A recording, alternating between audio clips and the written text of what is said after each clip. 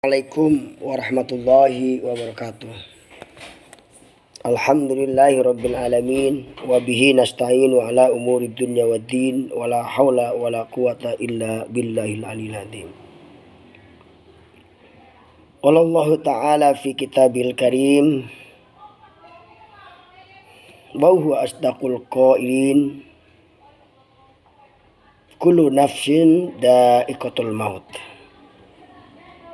wa innama tuwaffawna ujuruhum yaumal qiyamah.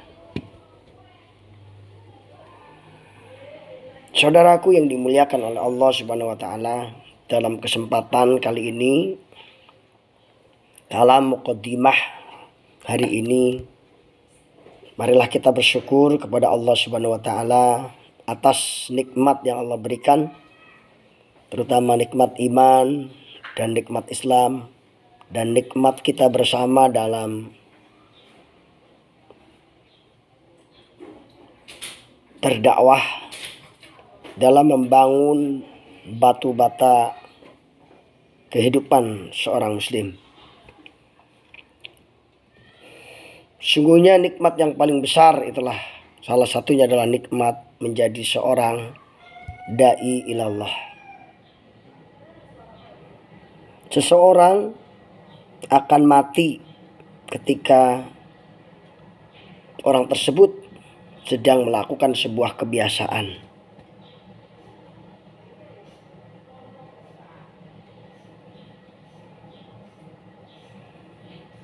Misalnya sahabat Nabi, yaitu Hamzah, paman Nabi, di mana mati Hamzah itu dimutilasi, tapi dia syahid sebagai syuhada.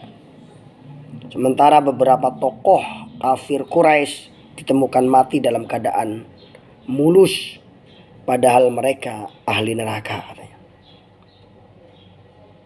Nah, sebagai dai sekaligus pembisnis, ini mengingatkan agar kaum muslimin membiasakan untuk memperbanyak ibadah kepada Allah, sehingga dapat diwafatkan dalam keadaan yang baik. Alladzina tawaffahumul malaikatu thayyibina, yaitu orang-orang yang dimatikan oleh Allah dalam keadaan baik. Inilah yang kita harapkan, mati dalam keadaan husnul khotimah.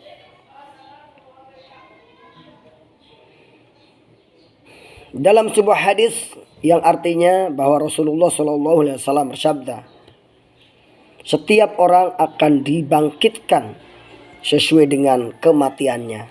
Hadis riwayat Muslim. Maksud hadis ini melansir tafsir surat Al-Syahri Al-Jami As-Shaghir, bahwa manusia mati karena sesuai dengan kebiasaannya dan dibangkitkan sesuai dengan kebiasaannya pula. Kalau ada orang biasa mengisi taklim atau majlis taklim, dia akan diwafatkan dalam taklimnya. Orang yang biasa sholat maka akan diwafatkan dalam kondisi sholat. Begitu juga dengan orang yang rajin bersedekah, maka dia akan diwafatkan dalam kondisi bersedekah. Kegiatan baik dan berpahala dari sisi Allah itu akan menjadi penutup amal dan hidup seseorang. Sebaliknya, orang yang biasa bermaksiat akan ditutup hidupnya oleh Allah dalam keadaan bermaksiat. A'udzubillah summa na'udzubillah. Ini. Saudaraku yang dimuliakan oleh Allah Subhanahu wa taala, oleh sebab itu marilah kita senantiasa mendekatkan diri kepada Allah agar kita selalu berada dalam jalan Allah Subhanahu wa taala. Nah, orang-orang yang senantiasa istiqomah dalam dakwah inilah orang yang akan mendapatkan nikmat yang luar biasa. Nah, ini. Orang yang dimatikan dalam keadaan husnul khotimah.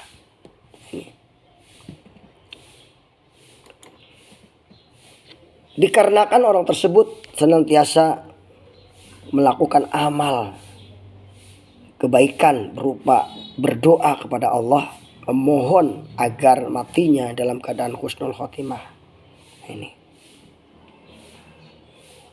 Nah, doa husnul khotimah ini senantiasa dibaca ketika di sujud terakhir, yaitu Allahumma inni as'aluka husnal khotimah. Begitu juga ada doa-doa yang lain, yaitu Rabbana afrigh alaina sabron wa tawaffana muslimin. Allahumma ahsin aqibatana fi umuri kulliha wa ajirna min khairi min hijjid dunya wa adzabil akhirah.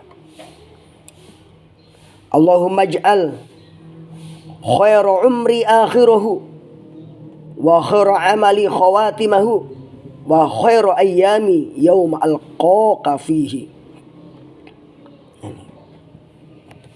Itulah saudaraku, agar kita meninggal dalam keadaan husnul khotimah, kita senantiasa berdoa kepada Allah. Di samping itu ada amalan-amalan lahiriah yang harus kita lakukan, yaitu kita harus belajar menjadi orang yang konsisten dalam mengerjakan kebaikan, istiqomah dalam kebaikan.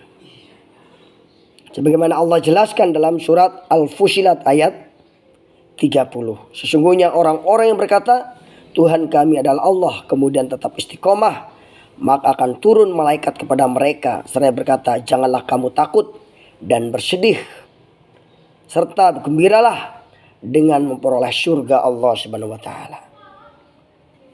Amalan yang kedua adalah bagaimana kita meningkatkan takwa kita kepada Allah Subhanahu wa taala. Dan yang ketiga adalah berbuat atau berbaik sangka kepada Allah Subhanahu wa taala. Kemudian senantiasa bertobat kepada Allah Subhanahu wa taala. Itulah amalan yang keempat. Amalan yang kelima adalah menghindari sebab kematian su'ul khotimah.